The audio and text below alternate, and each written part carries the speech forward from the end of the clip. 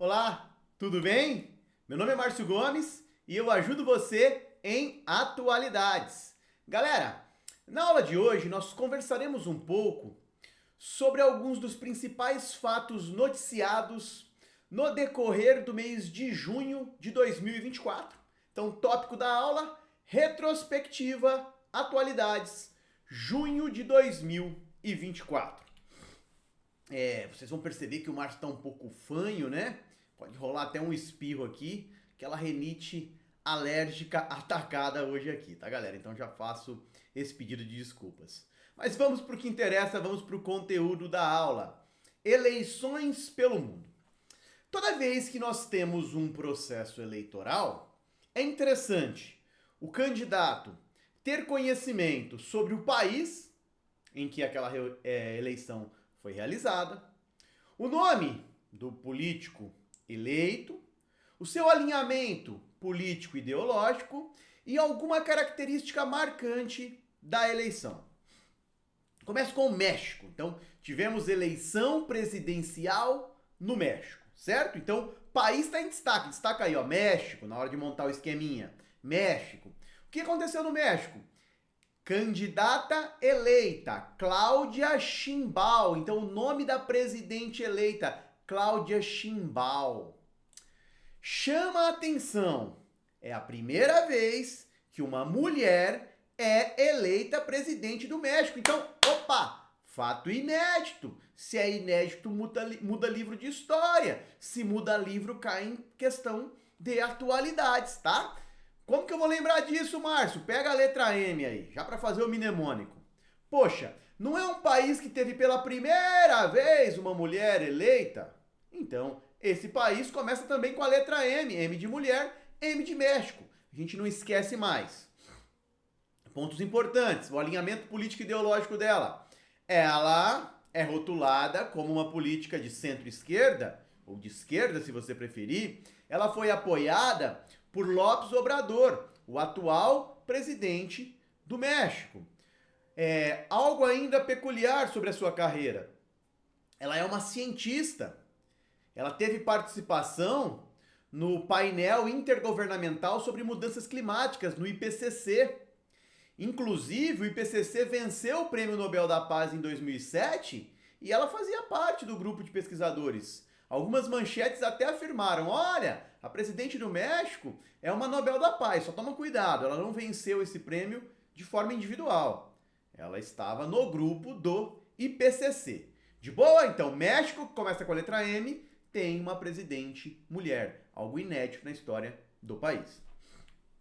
Saímos do México e vamos lá para a África do Sul, que também tem um ponto importante, um ponto peculiar. Então, eleição, nome do país, África do Sul. O que aconteceu lá?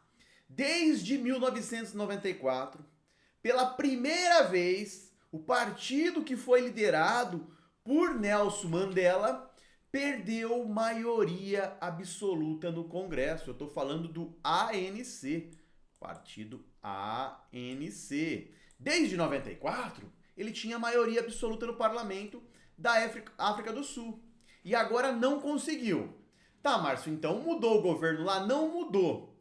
Porque o ANC dialogou, conversou e a partir de uma coalizão conseguiu estabelecer, manter o seu governo. Então, Cyril Ramaphosa continua como presidente na África do Sul. Lá o presidente eleito pelo Congresso, tá? Então, apesar do ANC não conquistar maioria no Congresso, conversou, discutiu, se alinhou e conseguiu manter esse poder, mas agora em um governo de coalizão. Então, primeira vez desde 1994 que esse partido não conquista maioria absoluta. É importante ficar de olho nisso. Vamos agora para a Índia. A Índia, a maior democracia, vamos colocar assim, né? A maior democracia do mundo em número de habitantes, né? É um país que tem a maior população do mundo, 1,4 bilhão de habitantes. E aí os números da Índia, até notei em algum lugar aqui, que é 642 milhões de pessoas votaram nessa eleição indiana. E lá o partido do atual primeiro-ministro, Narendra Modi, saiu vitorioso. Então o Modi vai para um terceiro mandato. O que chama atenção na Índia, comparada às últimas duas eleições, a votação do Modi foi um pouco inferior, mas nada que abalasse a sua vitória. Modi que é uma figura curiosa, né? Nos últimos anos, ele foi se alinhando cada vez mais para um discurso nacionalista, um discurso com viés religioso. Então, maior eleição do mundo, na Índia, quem ganhou? Atual governo, Narendra Modi. E aí uma quarta eleição, essa muito importante e que vai cair em algum concurso, eu não tenho dúvida disso. Esse fato cairá. Que é a eleição para o Parlamento Europeu. Muita calma nessa hora. Primeiro vamos entender a ideia de União Europeia. Nós temos a União Europeia. Mas o que é a União Europeia? Eu aprendi na escola que é um bloco econômico. Tá certo falar assim? Pode falar assim, não tem problema. A União Europeia eu considero que é uma união política, econômica e até mesmo social. A União Europeia é formada por 27 países e a União Europeia possui o seu parlamento próprio, o Parlamento Europeu. São escolhidos eurodeputados para compor esse parlamento. São 720 vagas, tá? Essas vagas são distribuídas entre os países que compõem a União Europeia e são distribuídas de forma proporcional de acordo com a população. Então, um país que tem uma população mais elevada terá um número maior de cadeiras do que um país com uma população reduzida. Ok? Tá, Márcio, já entendi. Então, existe o Parlamento Europeu. Perfeito. Resultado da eleição. Vitória da direita. Primeira coisa que eu quero que vocês entendam. Vitória da direita. Antes de rotular se é extrema, se é centro-direita. Vitória da direita. Conquistou a maior parte das cadeiras. Ok? Tá. Qual partido sozinho conseguiu mais cadeiras? O Partido Popular Europeu, tá? O que é esse Partido Popular Europeu? É um partido que nesse arranjo, nesse espectro político-ideológico, ele é rotulado como de centro-direita por alguns e por outros de direita. Tá? É um partido caracterizado por ser democrata cristão, é um partido conservador. É um partido com muita força na Alemanha. Ele praticamente tem o maior número de assentos na União Europeia desde 1999. Então, destaque para o Partido Popular Europeu, que conquistou o maior número de cadeiras, de direita. Tivemos também um crescimento dos partidos rotulados como de extrema direita, dos partidos nacionalistas. Vou dar alguns exemplos. Giorgia Meloni, primeira-ministra da Itália, teve aí uma participação importante no território italiano e lá esses partidos de cunho nacionalista, esses partidos mais alinhados ao que é chamado de extrema-direita, conseguiram votos expressivos. Na Alemanha, também. Na França, talvez um dos grandes resultados. Marine Le Pen liderou ali um bom desempenho desses partidos na França. Tá? Então, um resultado geral, vitória da direita, e a imprensa noticiou, porque depois o cara fala, o Márcio disse isso, o Márcio deu opinião, a imprensa noticiou, tá? Ok? Um grande avanço da extrema direita. Beleza? Tá. A esquerda, os partidos ambientalistas perderam, de certa forma, espaço. Não é que foi uma derrota avassaladora, mas perderam espaço. E, de uma forma geral, os conservadores mantêm domínio. Tanto que o Partido Popular Europeu, o mais votado. Esse é um rascunho da eleição europeia. Teve alguns abalos. Vou dar um exemplo. Na França, o partido do Macron, que é um partido de centro-direita, o Macron perdeu para Marine Le Pen. Diante desse cenário, ele dissolveu o parlamento francês e convocou novas eleições para a França. Cuidado, o parlamento que ele dissolveu não é esse da eleição europeia. Teve gente que entendeu isso. Tem nada a ver. O parlamento que o Macron dissolveu é o parlamento francês. E por que ele fez isso, Márcio? Ele entende que a população mostrou um desejo diferente, que não é aquele que estava representado no parlamento atual, então era necessário dissolver e colocar para a população decidir, formar um novo parlamento. Então, dissolução do parlamento na França, por exemplo, em virtude dessa eleição europeia. Então, aqui um cenário geral de eleições pelo mundo. De boa? Vai cair com certeza Cláudia Sheinbaum em alguma prova e eleições europeias também. Índia e África do Sul são fatos com potencial, podem ou não cair nas provas. Agora vamos bater um papo sobre missões espaciais? Pois é, geralmente, acontecimento científico, missão espacial, tecnologia, passa assim com pouca atenção pelos candidatos. E quando caem em prova, complicam a vida. É difícil resolver esse tipo de questão porque a ênfase é muito dada em política, em economia, em alguns aspectos sociais, mas em ciência, tecnologia, menos. Então, cuidado. Primeiro ponto que eu quero destacar. Nós temos uma empresa chamada SpaceX, certo? Essa SpaceX tem como fundador o Elon Musk, bilionário, uma das pessoas mais ricas do mundo. Ora a lista aparece ele como mais rico, ora não. Independente, ele é um bilionário. Suave? Tá. E a SpaceX tem um projeto, um programa, que é o programa da Starship, que seria a maior nave do mundo. Essa nave, então, vislumbra-se que ela vai possibilitar um turismo espacial, transportar pessoas à Lua, até mesmo Marte se discute. Então nós temos esse programa da Starship. Tá, o que acontece? Foram feitas algumas tentativas pela SpaceX. E nenhuma delas com grande êxito extraordinário. Todas apresentaram avanços, mas nenhuma com êxito extraordinário. Um voo bem sucedido. Isso mudou em junho. Em junho, a SpaceX realizou um voo bem sucedido. Foi o quarto teste da empresa e sem tripulação, isso é importante, tá sem tripulação. E esse rolou. Esse foi exitoso. Lógico que vai ficar um ajuste aqui, um ajuste ali para resolver, mas a SpaceX faz o seu voo bem sucedido. A Starship, maior nave, considerada a maior nave que promete realizar um turismo espacial no futuro. De boa? Agora vamos para um outro fato, que de repente todo mundo olha para a Starship e esquece da China. O que aconteceu com a China, Márcio? A China efetuou uma expedição naquele lado oculto da Lua.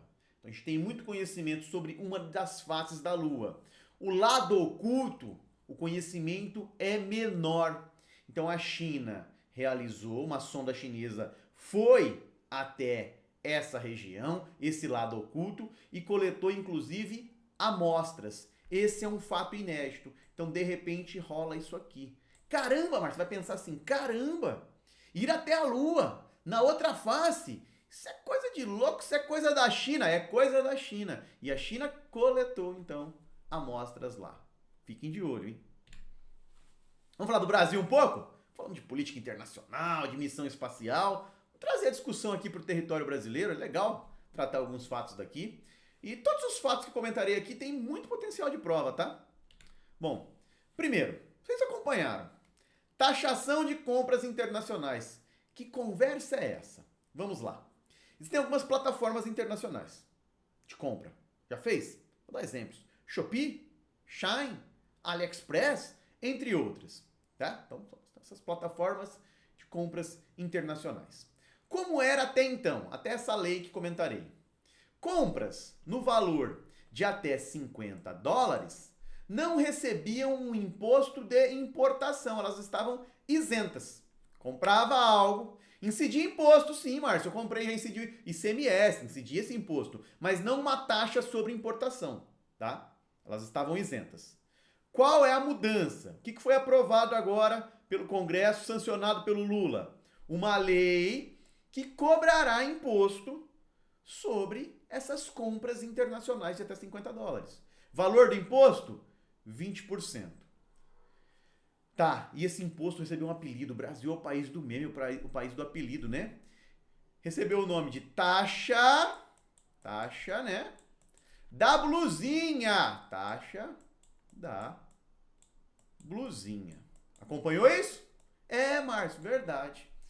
O que a banca pode questionar aqui? Então vamos por partes. Primeiro, uma alternativa que diz que haverá cobrança de imposto sobre compras internacionais de até $50. Sim, verdade, tá? Uma outra questão que eu tá chata, hein? A banca vai bagunçar o negócio se fizer esse tipo de cobrança, mas ela pode fazer isso. Qual o valor desse imposto? 20%, tá? E por fim, uma questão provável. Qual o nome dessa taxa? Ela recebeu um apelido, qual o nome? Taxa da blusinha, pensa aqui, letra B. B de Brasil, B de blusinha. Ou, uma outra análise, muitas pessoas compram blusinha nessas plataformas. Taxa da blusinha. Suave, de boa. Mas por que isso aconteceu? Não vai prejudicar muitas pessoas aí, mais pobres, que compravam ali? De fato, sim. Há uma pressão, a gente tem que entender isso. Há uma pressão do setor varejista. Uma pressão no ambiente político. Então, o executivo foi pressionado pelas varejistas. O Congresso foi pressionado. Então, é uma medida extremamente impopular, não há dúvida. Impopular, tá? Por quê? Pô, desagrada, aumenta custo, é imposto, pô. Mas, na avaliação de alguns líderes políticos, uma taxa necessária. Por que necessária? Acompanhe o raciocínio, você não precisa concordar, tá? O Márcio tem vários poréns aí, mas o que menos importa nesse cenário de resolver questão, não enquanto cidadão. Eu falo no cenário de resolver questão, o que menos importa é se você concorda ou não, mas sim o que está por trás e o que pode cair em prova. Agora, como cidadão, a sua reflexão é importante, sim. Se você compra em plataforma internacional, se eu compro, se nós compramos em plataformas internacionais, significa que estamos deixando de comprar algo no cenário nacional. Beleza? Tá. Então, a empresa nacional, ela produz menos, ela ganha menos, ela lucra menos. Automaticamente, isso pode desencadear um corte de empregos. Então, aumenta a taxa de desemprego, mais pessoas sem empregos, mais pessoas fora desse ciclo de consumo. Se produz menos, a economia também não atinge todo o seu potencial, ela deixa de crescer. Então essa é só uma análise do que está por trás dessa pressão. Beleza? Lembrando, foi aprovada pelo Congresso e sancionada pelo Executivo. Então todo mundo participou ali. Aí chama atenção coisas interessantes sobre o Brasil, né? Essa taxa das blusinhas, ela foi incluída num projeto de lei que não tinha nada a ver com isso, que é o programa Mover, né? O que é o Mover, Márcio? Eu escutei alguma coisa assim. Isso pode cair em prova? Pode cair em prova. O que é o Mover? É um programa Mobilidade Verde e Inovação. Esse é o foco, Mobilidade Verde e Inovação. Ele visa fornecer incentivos fiscais, né? Voltado à produção sustentável de veículos. Então, o programa Mover é um programa de incentivo para a produção sustentável de veículos. Márcio, mas a taxa da blusinha não tem nada a ver com isso. Exatamente, mas incluíram no Mover. Em política, nós chamamos esse tipo de item de jabuti. Então, tem um jabuti, que é a taxa da blusinha no projeto Mover, no programa Mover. Ok? E aí, dois tópicos sobre o Brasil que valem a pena ser comentados. No mês de junho, nós tivemos aí uma acelerada, um crescimento, uma elevação do preço do dólar. Se fosse pegar um gráfico, o dólar cresceu muito. Vários pontos explicam, não é só um fator.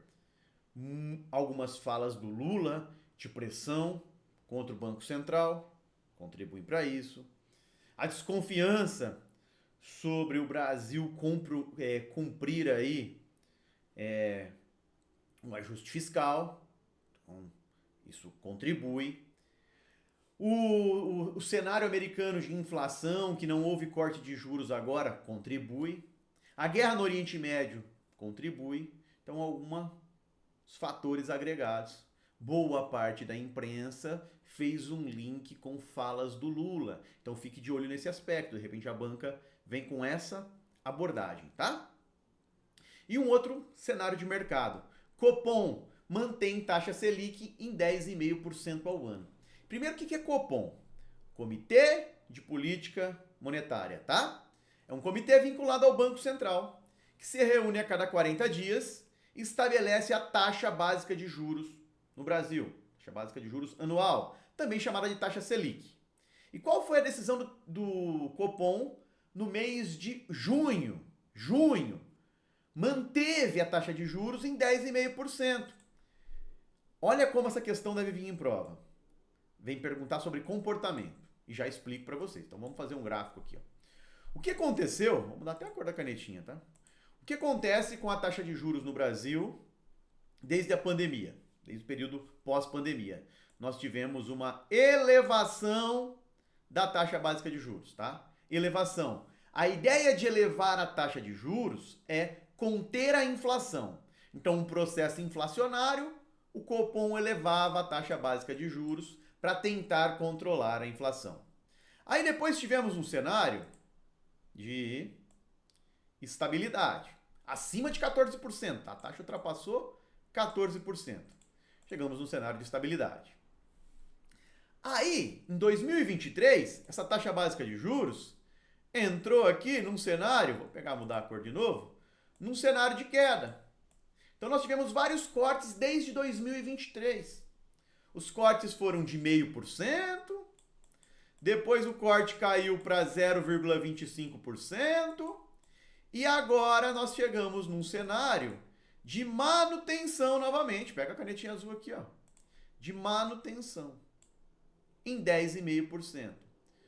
Por que essa manutenção?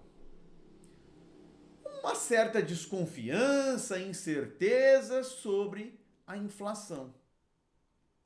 Quando a inflação está alta, Copom eleva a taxa de juros para tentar controlar a inflação, para inibir consumo, inibir busca por crédito e segurar os preços. Quando a inflação está controlada, Copom reduz juros, estimula consumo, promove crescimento econômico, mas isso é possível quando a inflação está controlada. Quando a inflação, você chega num cenário que não tem muito bem definido qual é o cenário da inflação, ou acha que aquele é o limite dos juros, você começa a manter juros. Foi o que o Copom fez agora. A manutenção da taxa de juros pelo Copom gera discussões, gera atritos entre Roberto Campos Neto, presidente do Banco Central, e Luiz Inácio Lula da Silva, presidente do Brasil. Suave? De boa? Agora um tema bem polêmico. Vou tomar até um gole de água. Um tema polêmico. Toda vez que eu comento tema polêmico, tinha uma época que eu até pulava alguns temas polêmicos, evitava, mas cai em prova, não podemos pular, né? Temos que comentar temas polêmicos. Eu só quero que você tire seu juízo de valor daqui. A gente não está discutindo aqui se o Márcio é favorável, se você é favorável ao aborto ou não. A discussão não é essa. A discussão é o que aconteceu, o que foi noticiado relacionado ao aborto no mês de junho, tá? Bom, na Câmara dos Deputados, aprova urgência em um texto que equipara aborto ao crime de homicídio. Tá? Então, foi aprovado na Câmara dos Deputados uma urgência nesse texto. Tá? O que esse texto fala, o que esse texto traz? Ele aplica a pena de homicídio nos casos de abortos com mais de 22 semanas. Tá? Um dos pontos que gerou polêmica nessa projeto de lei do aborto. Então agora você coloca a prática do aborto como um homicídio simples. Isso se o aborto for realizado após 22 semanas. Tá, Márcio, eu entendi. Bom, mas e hoje? Como que é hoje?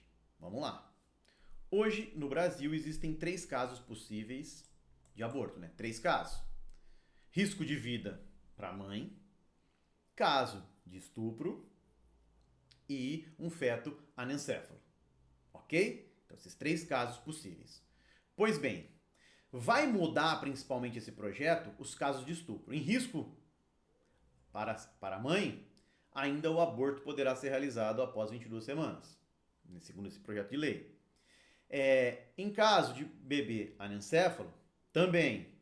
Agora, em caso de estupro, não. Em caso de estupro, mesmo após 22 semanas, a prática do aborto será criminalizada.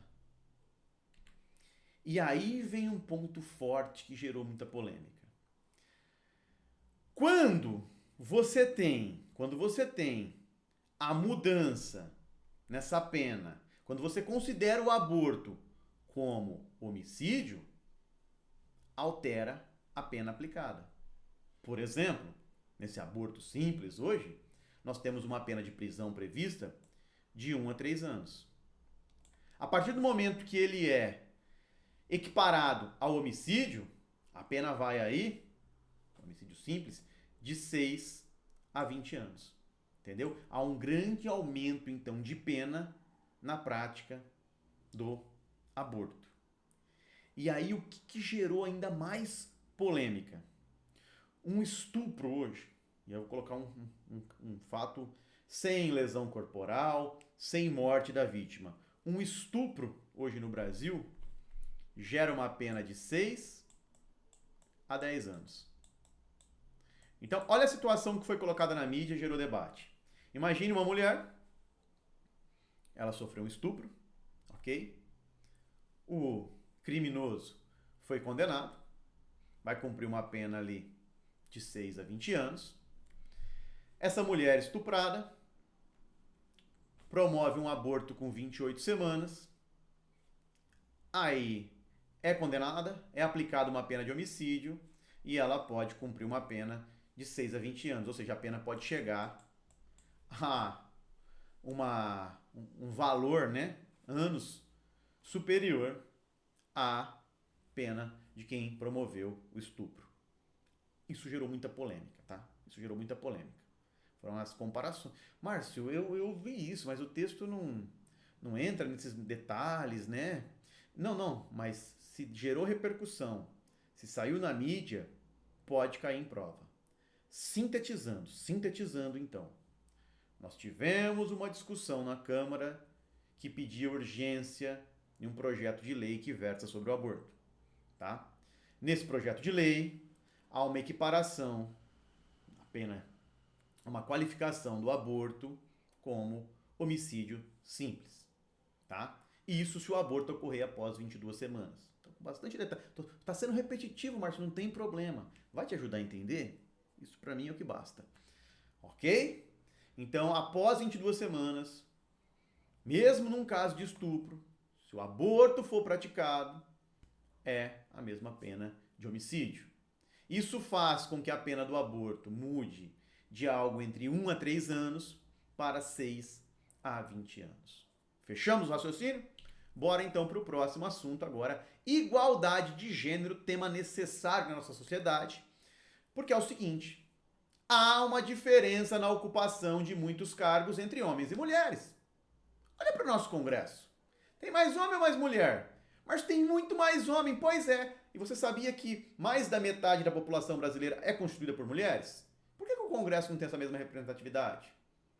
Quantas mulheres nós tivemos na história do Brasil como presidente? Vamos lá. No Supremo, no STF, quantas mulheres nós temos? Presidência de empresas? Então há uma desigualdade de gênero. Ponto. Não é opinião. Ponto. Tá? Segundo aspecto. Há uma desigualdade salarial, muitas vezes, não em todos os casos, muitas vezes, entre homens e mulheres que ocupam o mesmo cargo. Tá? Posto isso, nós temos no mundo um movimento que pede igualdade de oportunidades, de salários entre homens e mulheres. Certo, Márcio? Compreendi. E aí algumas notícias interessantes nesse sentido. Agora no Brasil, do Brasil. Forças Armadas aceitarão alistamento feminino. Ali, para função de soldado. No Brasil, quando um homem completa 18 anos, ele obrigatoriamente precisa se alistar no serviço militar obrigatório. Márcio se alistou, Márcio fez isso, tá? Márcio serviu como atirador. As mulheres não. As mulheres não são obrigadas e nem podem se quiserem. Qual é a mudança? Qual é a mudança? As Forças Armadas vão permitir, a partir de 2026, ou 25, perdão, que mulheres participem do alistamento militar. Cuidado, não será obrigatório para as mulheres, mas haverá a possibilidade. Ah, Márcio, isso não vai dar certo. Por que o Brasil está inventando isso? Não é algo só no Brasil, tá? É o que acontece na França, acontece no Canadá, acontece em Israel, acontece na Ucrânia, acontece na Coreia do Norte, acontece na Alemanha. Então, Márcio, mas já existem mulheres no exército? Sim, existem mulheres nas Forças Armadas, mas não nesse processo de alistamento. Muitas mulheres nos cargos de oficiais e algumas funções específicas, tá? Um aspecto interessante. E ainda nessa discussão, nós temos o Museu do Futebol. Conhece o Museu do Futebol em São Paulo? Se um dia for a São Paulo e tiver tempo, oportunidade, gostar, né? Passe pelo Museu do Futebol, ele é fantástico. Estive lá tem mais de 10 anos e creio que deve estar mais fantástico ainda. E o que chamou a atenção? Ele foi reaberto, o Museu do Futebol, e chama a atenção uma sala, um espaço para o Rei Pelé, Pelé que faleceu recentemente, o maior jogador de futebol do Brasil e de todos os tempos para muita gente.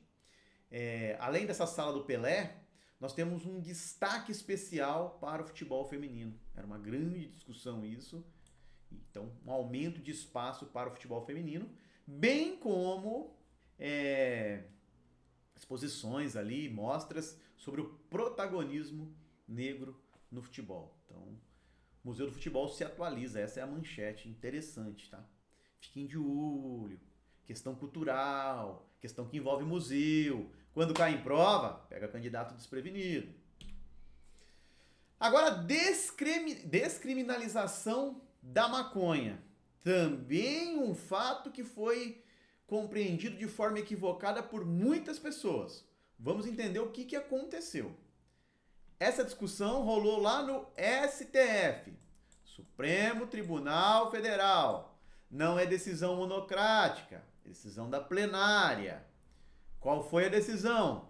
Descriminalização do porte de maconha para consumo próprio. Então, maconha para consumo próprio não vai configurar mais crime. Você deixa de ter essa esfera criminal e passa a punições administrativas, punições de caráter educativo. Então, essa mudança não é mais crime. Cuidado!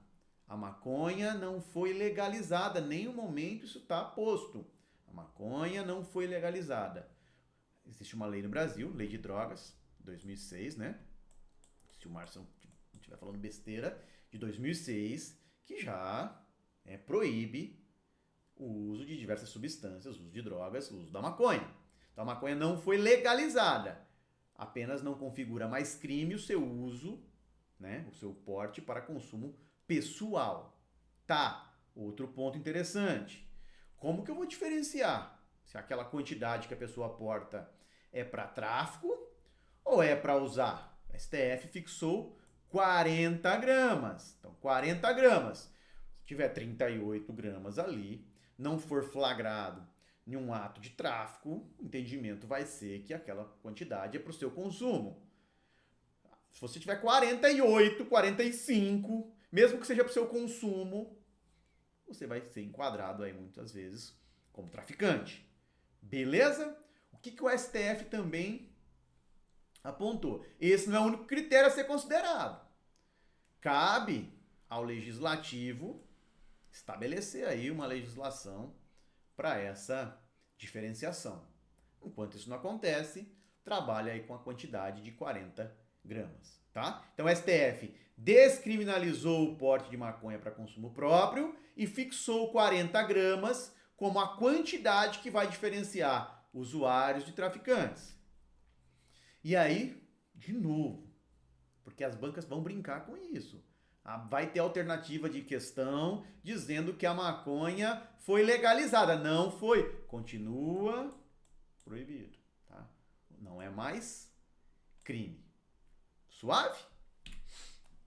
Vamos falar um pouquinho de relações internacionais agora? Existe um grupo chamado de G7, tá? O que é o G7? É um grupo que possui 7 dentre os países mais industrializados, dentre os países mais ricos do mundo. Tá? Grupo dos 7. É formado por, vamos lá, Estados Unidos, Canadá, ambos do continente americano, Japão, que representa a Ásia, temos 3, né? E 4 europeus, Alemanha, França, Reino Unido, Itália, G7. O G7 se reúne anualmente naquilo que eles chamam de cúpula. Em 2024, a cúpula do G7 aconteceu na Itália. A banca pode perguntar isso. Onde que aconteceu a reunião do G7? Itália. Ok? Tá. Outro ponto importante. O Brasil participou da reunião do G7. Márcio, por que? Ele faz parte ou ele está sendo cotado aí para... Não. O Brasil foi convidado, não é a primeira vez, em outras oportunidades. Brasil, país convidado, a Índia convidada, então participou da reunião do G7. Declaração final do G7, alguns pontos interessantes dessa declaração final. Demonstraram preocupação com os ataques em Gaza e pediram para Israel cumprir leis internacionais. A preocupação é principalmente com o avanço de Israel para a região sul da faixa de Gaza, da região de Rafah, onde nós temos ali muitos refugiados e há um caos humanitário, muitos civis com fome, falta medicamento, falta energia. Então, uma preocupação. O G7 entende o direito de Israel se defender, né, de promover um ataque contra o Hamas, mas não nos moldes como vem se materializando, que de uma forma que a gente não pode ignorar, tem matado muitos civis. Então essa é a preocupação. O G7 até aponta aí que seria interessante um cessar-fogo. Segundo aspecto referente ao G7, eles mostram, agora em relação à Ucrânia, em relação à Rússia, o G7 mostra um apoio à Ucrânia. Inclusive vão liberar recursos à Ucrânia. Olha que curioso esses recursos. Recursos que são fundos russos que estão bloqueados e os juros desses fundos bilionários, serão destinados à Ucrânia. Então, lá na guerra na Ucrânia, o G7 está fechado com a Ucrânia. Pontos secundários de discussão, mas que de repente aparecem em prova. Afirmaram que é importante combater o tráfico de imigrantes, uma grande problemática mundial. A necessidade de regular inteligência artificial e reafirmaram aí o compromisso de combate às mudanças climáticas. Então, essa reunião do G7. Rolou também um negócio aí, uma reunião chamada de Cúpula pela Paz na Ucrânia. Tá? Cúpula pela Paz na Ucrânia. Onde que aconteceu essa? Na Suíça. Agora aqui na Suíça. Então, cerca de 80, 90 países participaram, 90 países, organizações participaram dessa Cúpula da Paz e alguns países não assinaram. O Brasil, por exemplo, é um desses países que não assinou. O Brasil afirma, o presidente Lula afirma, que uma discussão pela paz tem que ter a participação russa. A Rússia não participou da cúpula, então o Brasil não entende, é a visão do governo brasileiro, que não há como discutir paz se as partes envolvidas diretamente não estiverem presentes. Tá? Outros países não assinaram por alguns motivos. Por exemplo, essa cúpula pela paz reconhece e adverte que a soberania territorial, que a Rússia deve devolver os territórios ocupados à Ucrânia. Inclusive, devolver o controle da usina nuclear de Zaporizhia, que é ucraniana, está sob ocupação russa, a maior usina nuclear da Europa. Então são alguns pontos discutidos nessa cúpula pela paz. Tá? Brasil e outros países aí, Índia, África do Sul, Emirados Árabes Unidos, Arábia Saudita, países que possuem certas relações com a Rússia, muitos deles por conta dos BRICS, não assinaram essa declaração final, tá? Então não teve consenso. Vamos falar um pouquinho de Julian Assange? Julian Assange, eu comentei isso em uma outra aula esses dias. Desde quando eu comecei a trabalhar com atualidades, tem notícia sobre o Julian Assange e ele é tema de prova. Rapidamente, um pouquinho da história dele. Ele é o fundador do Wikileaks. O Wikileaks é uma plataforma, uma organização, né, transnacional que se notabilizou por divulgar dados secretos, dados sigilosos dos governos. Num desses episódios, o Wikileaks apresentou ali ações dos Estados Unidos na guerra do Afeganistão, na guerra do Iraque. Há um vídeo que mostra a execução de soldados norte-americanos executando jornalistas. Confundiram com rivais, confundiram com terroristas, guerrilheiros, não sei qual foi a confusão, mas executam esses jornalistas. Essas divulgações do Wikileaks geraram a ira dos Estados Unidos, né? Acusaram o Julian Assange de espionagem. Então esse é um dos episódios do Julian Assange. O Julian Assange também tem uma acusação contra ele, na Suécia, de estupro. O Julian Assange chegou a ser preso em 2010, entre 2010 e 2012, no Reino Unido. Pagou fiança, ficou ali em liberdade condicional. Em 2012, diante dos pedidos de extradição da Suécia, dos Estados Unidos, Julian Assange se refugiou, se asilou na embaixada equatoriana. Ficou entre 2012 e 2019 na embaixada equatoriana.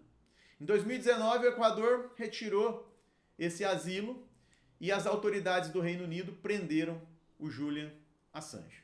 Então, contextualização sobre Julian Assange, tá? Que é australiano. Ele fechou um acordo com os Estados Unidos.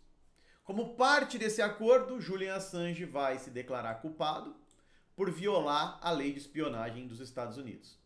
Então ele vai assumir, olha, eu participei de uma conspiração para divulgar documentos secretos dos Estados Unidos.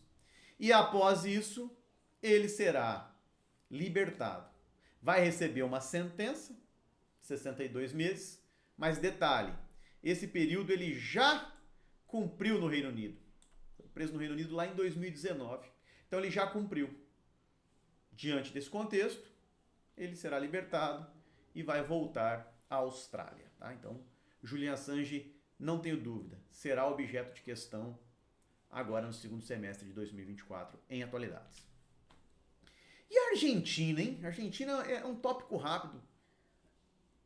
Não ia comentar sobre a Argentina, mas depois pensei. Tem muita chance. A Argentina é governada, tem como presidente Javier Milei, certo?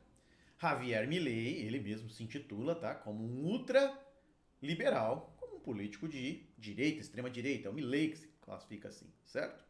E ele foi eleito na Argentina em um cenário de grande crise econômica. Inflação avassaladora, juros altos, e prometeu mudanças econômicas profundas. Pois bem, e algo que ele vinha debatendo no Congresso é a lei chamada de Lei Ônibus, que é uma lei que vai dar poderes maiores ao Milei, né? Ele vai ter ali amplos poderes, vai poder promover algumas privatizações e até mesmo uma mini reforma trabalhista. Então é uma lei politicamente forte, mas economicamente é o foco dessa lei. O Senado argentino aprovou. Ponto interessante. Lá na Câmara, no primeiro momento, ela teve que ser muito cortada, porque essa lei ela era mais ampla, ela vinha de 664 artigos, caiu para 232, então Milei teve que negociar muito para aprovar, porque não tinha maioria absoluta no Congresso. E, obviamente, uma lei que fala de reforma trabalhista, que fala de privatização, terá um grupo que apoia, um grupo que critica. E aí vem o terceiro aspecto da minha notícia. Protestos contra a lei. Muitos protestos na Argentina contra essas reformas. Márcio, mas como está a Argentina? Acabou a inflação? Não, a inflação na Argentina continua. Os juros deram uma recuada, mas ainda são altos. Tá? Então, a Argentina continua com inflação, continua com juros. Uma pesquisa recente afirma que metade dos argentinos estão ali na linha da pobreza. Então, infelizmente, a crise econômica na Argentina persiste. Questão ambiental, tema do momento em atualidades. Selecionei 3 tópicos aqui que acho relevantes e que foram noticiados no mês de junho. Primeiro são os incêndios no Pantanal. Pensa comigo, Pantanal é um bioma brasileiro. Um bioma localizado ali entre os estados de Mato Grosso e Mato Grosso do Sul. Então, anota aí que a banca pode colocar um mapinha com uma área do Mato Grosso do Sul e Mato Grosso, rachurada, e perguntar para o candidato comentar o que acontece naquela área. Então, é o bioma do Pantanal que registrou focos de incêndio em números recordes para o mês de junho. Tá? Então, um grande número de focos de incêndio. Um crescimento absurdo quando comparado com o ano passado. Alguns pontos acessórios aí para resolver a questão. O Pantanal enfrenta uma sequência de meses secos. Isso por si só contribui para os incêndios. Mas também muitos casos de incêndios criminosos são aí apontados pelos especialistas, pelos estudiosos na temática, ok? Então, Pantanal, muitos focos de incêndio. Meca, né? Meca, vamos falar da Arábia Saudita. Os muçulmanos, uma vez na vida, devem fazer uma peregrinação até Meca. É algo que faz parte da cultura da religião. Então, você tem aí anualmente milhares, milhões de muçulmanos que fazem esse deslocamento até Meca. E o que chama atenção agora no mês de junho? 600 muçulmanos morreram por causa do calor, em decorrência do calor, em desdobramento a esse calor. A temperatura chegou a 51 graus, para vocês terem uma ideia. Então, um fato para ficar de olho. Se for um professor de história que vai desenrolar ali, vai desenvolver a sua questão, é um fato que chama a atenção dele. Um geógrafo, também. E taxação de emissões na Dinamarca, algo inédito, tá? Qual é a grande teoria hoje sobre o aquecimento global? A teoria mais aceita, a teoria com maior número de divulgadores. Que esse processo de aquecimento global está intimamente relacionado à intensificação do efeito estufa, certo? E diversos gases contribuem para intensificar o efeito estufa, certo? Nós temos emissões veiculares, nós temos o desmatamento e há também o ato ali de arrotar, é isso mesmo, de arrotar do gado. Esse ato de arrotar do gado emite metano e o metano é um dos gases que contribui aí para o processo de efeito estufa. Então há essa grande discussão, certo? Tem gente que coloca que é muito relevante essa emissão, há um grupo que desconsidera e não vamos entrar nesse debate, só vamos entender o raciocínio. O que a Dinamarca vai fazer? Vai taxar fazendeiros em mais ou menos R$ 500 por vaca para compensar a emissão de carbono que o setor gera, tá? Que o setor pecuário gera. Então, Dinamarca vai taxar. As empresas não apresentaram muita resistência, concordaram, mas muitos produtores rurais não gostaram da medida. E o nosso último tópico da aula de hoje, olha, junho, acho que desde quando o Marcos começou o canal aqui, lá no mês de janeiro, não tivemos um mês com tantas notícias, mas não é só notícias, notícias de topo de prateleira para a prova de atualidades. Só notícia bombástica, notícia com potencial de prova. Tentativa de golpe na Bolívia. Bolívia, país localizado na América do Sul. Se está localizado na América do Sul, tem muito potencial de prova. As bancas gostam de América do Sul. A Bolívia é governada por Luiz Arce, presidente da Bolívia, Luiz Arce, certo? Desde 2020. O que aconteceu lá? Militares, tanques do exército, militares armados invadiram o Palácio Queimado em La Paz, que é a antiga sede do governo. A ideia dos militares era tomar o poder. Eles foram liderados por um general recém-destituído do comando do exército, Juan José Zuniga. Ele dizia que queria restaurar a democracia na Bolívia, né? E melhorar a situação, tá? Principalmente econômica, vou falar da situação econômica do país. Detalhe, o Zuniga foi destituído do comando do exército depois de algumas críticas aí, falas contra o Evo Morales, ex-presidente. Já chego no Evo Morales daqui a pouco. Pois bem, essa ação do Zuniga não teve êxito e ele foi preso. Preso, Zuniga diz o seguinte: esse negócio de golpe foi algo combinado com o Arce. Eu combinei com o Luiz Arce, tá? Porque o Arce queria promover um autogolpe para ganhar popularidade. Queria aumentar a sua popularidade. Então foi combinado, segundo o Zuniga.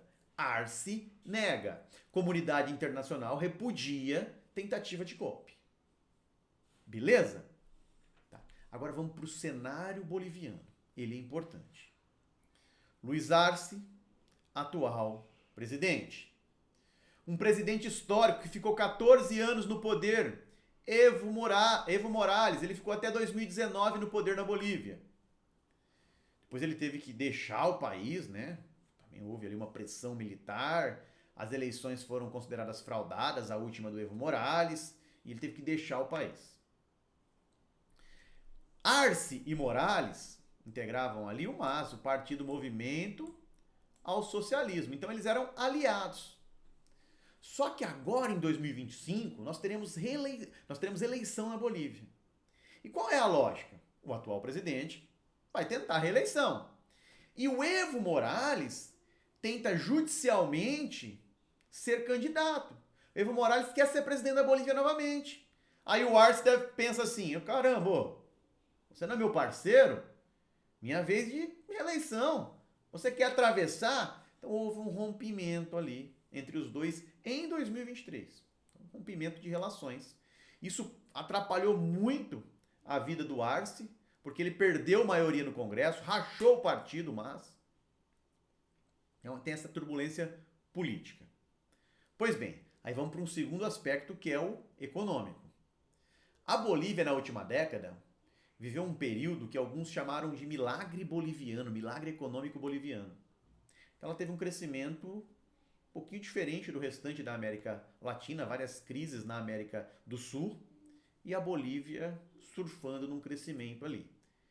Esse crescimento chegou ao seu esgotamento. Hoje faltam dólares na Bolívia, ela tem dificuldade de importar alguns bens e serviços. Tá?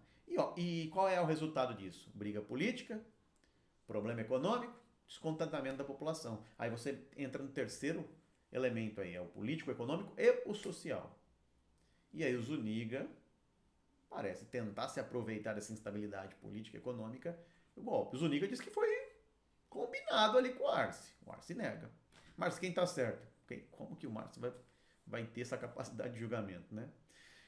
Suave, galera?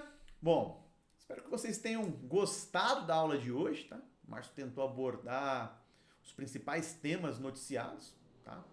Pensa comigo. Um jornal diário tem 30 minutos, né? Nós temos 30 dias ao longo do mês. Olha o tanto de notícia que é espalhada e despejada na sociedade. O nosso papel é filtrar algumas das principais notícias e trabalhar elas como aparecem nas questões. Não é só falar o que aconteceu, é destacar para você como pode cair em prova. Suave? Muito obrigado mesmo pela companhia. Se quiser e puder, compartilhe o canal, deixa seu like aí, isso ajuda a gente a ampliar, a chegar a mais pessoas e a produzir mais vídeos. Bons estudos, muitas aprovações e até o próximo mês.